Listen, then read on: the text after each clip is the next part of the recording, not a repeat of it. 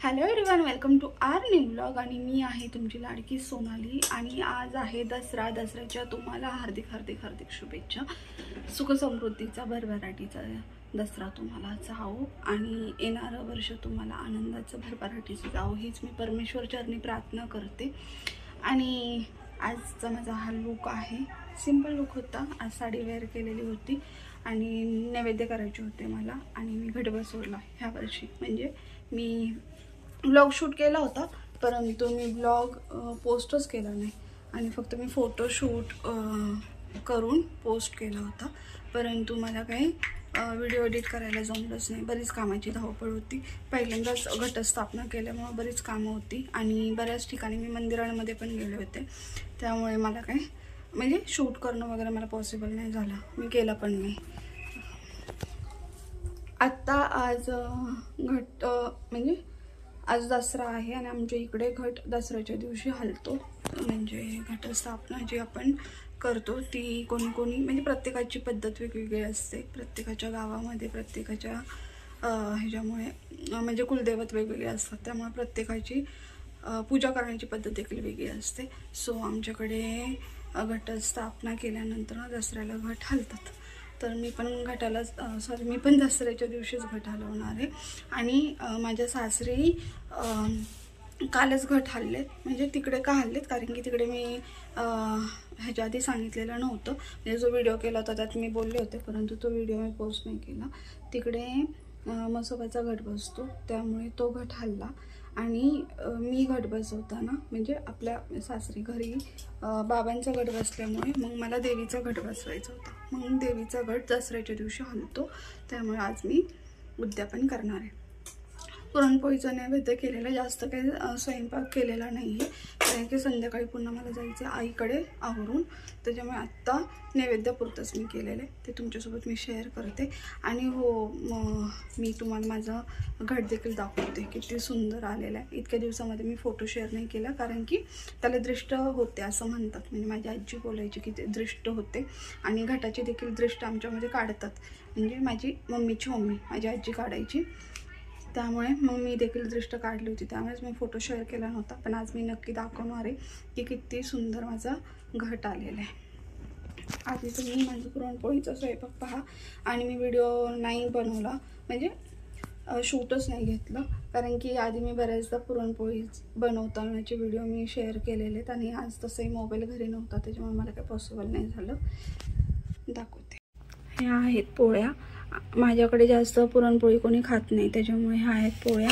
इथे आहेत भजी, इथे आहे कटाची आमटी आणि कुकरमध्ये आहे राईस. आणि तुम्ही पाहू शकता ही मी घटस्थापना केलेली. किती सुंदर असा माझा घट आलेला आहे. माझी आजी बोलायची की माणिक मोती पवळे घेऊन येतात, म्हणजे हे जे धान्य उगवून येतात ना ते. आणि म्हणजे घटस्थापना म्हणजे आपण देवी झोपलेली असते, तिला आपण बसवतो ना, तर मग तिला दृष्ट न व्हावी म्हणून जितके उंच तो नारळ, पूर्ण घटावरचा नारळ आहे ना पूर्ण झाकायला हवा. सो तुम्ही पाहू शकता माझा देखील घटावरचा नारळ अजिबात दिसत नाही आहे. सो अशा पद्धतीने घट आलेला आहे. आणि खरंच म्हणजे असं मनापासून खूप प्रसन्न आहे मी ह्या वर्षी. ह्याच्या आधी तर म्हणजे काय होतं काय माहिती, पण रिअल फॅक्ट सांगू का, लाईफमध्ये आपण काही काही एक्सपिरियन्स घेतलेले असतात. माझ्या लाईफमधला एक्सपिरियन्स आहे की आत्तापर्यंत मी प्रत्येक नवरात्रीमध्ये रडायचे.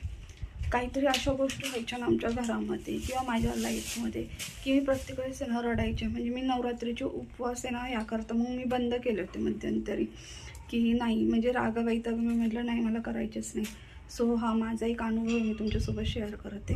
आणि मी गेले म्हणजे 8-9 वर्ष झालं उपवास करत होते. त्यानंतर ना मग मी प्रत्येक वर्ष माझं रडत गेलं का खूप मला त्रास व्हायचा, काहीतरी प्रॉब्लेम व्हायचे, अचानक काहीतरी व्हायचं, अशा सगळ्या गोष्टी माझ्यासोबत होत होत्या. त्यामुळे मी रागवायता का ना म्हटलं नाही, मला म्हणजे इंटरेस्टच नव्हते मी दाखवत. पूजा वगैरे करायची मी, पण अजिबात म्हणजे असं मनापासून अजिबात इंटरेस्ट नव्हते हे करत. आणि प्रत्येक वर्ष म्हणजे उपवास करो नाहीतर नाही करो मी रडतच होते. ह्या वर्षी असं आहे माझ्या लाईफमध्ये. मी खूप चेंजेस पाहिले गेली 7-8 दिवसामध्ये. मी व्हिडिओज अजिबात पोस्ट नाही केलेले, पण मी इतके चेंजेस पाहिलेत ना, इतक्या चांगल्या चांगल्या गोष्टी माझ्या लाईफमध्ये झालेल्या आहेत. आणि खरंच म्हणून माझं खूप प्रसन्न आहे, म्हणजे आतून मी खूप बेटर फील करते. कारण की असं पहिल्यांदा झालं आहे की नवरात्रीमध्ये मी एकदाही रडलेली नाही, टचवूड. आणि इतक्या आनंदात माझा प्रत्येक दिवस इतका आनंदात गेला ना. म्हणजे मी बऱ्याच मंदिरांमध्ये गेले, बऱ्याच ठिकाणी गेले. पुण्यामध्ये माझ्या 2-3 वेळा चक्रा झाल्या, शॉपिंग भरपूर झाली.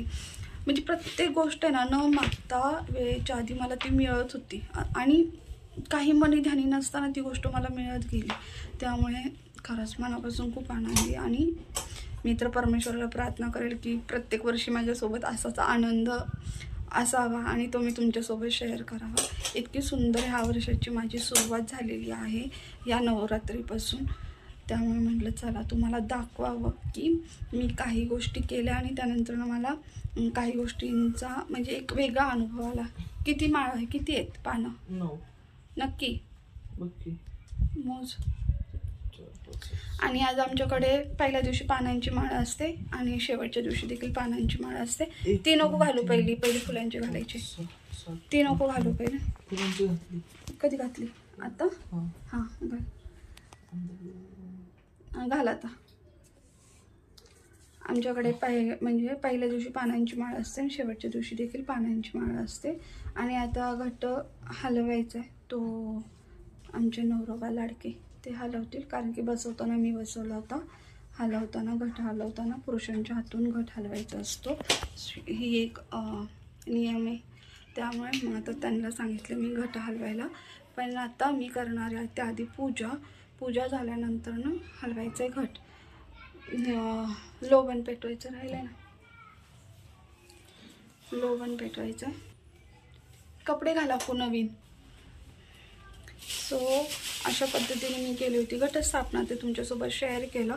आणि प्रत्येक वर्षी आमच्याकडे दसऱ्याला नॉनव्हेज असतं, कारण की घरी ना कोंबड्या भाकरांचा कार्यक्रम असतो. रिअल फॅक्ट सांगायचं तर मी खात नाही, म्हणजे मी चिकन खाते परंतु मटण मी खात नाही. आणि आमच्या घरी असतं तेच प्रोग्राम असतो. आणि तू काय पाहतोय?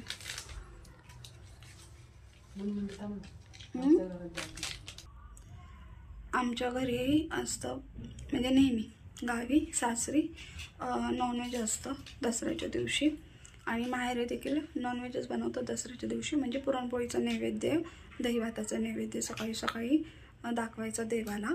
आणि मग 4-5 वाजेपर्यंत मटणाचा कार्यक्रम होतो, कारण की बकरी कोंबडे असं असतं. जे रिअल आहे ते रिअल तुमच्यासोबत शेअर करते. परंतु आज आहे शनिवार, त्यामुळे मी नॉनव्हेज घरात अजिबात बनवलेलं नाही आहे. पुरणपोळीचा स्वयंपाक रेडी केलेला आहे. आणि संध्याकाळी आईने घरी बोलवलेलं आहे. आई जवळच राहते त्याच्यामुळे. आणि आता ती आजारातून पण उठलेली आहे, त्याच्यामुळे तिच्याकडे जाणार आहे आईकडे थोड्या वेळासाठी. सोनं वगैरे तिला घेऊन येईल तिच्याकडनं, कारण की सोनं हे नेहमी मोठ्यांनी लहानांना द्यायचं असतं.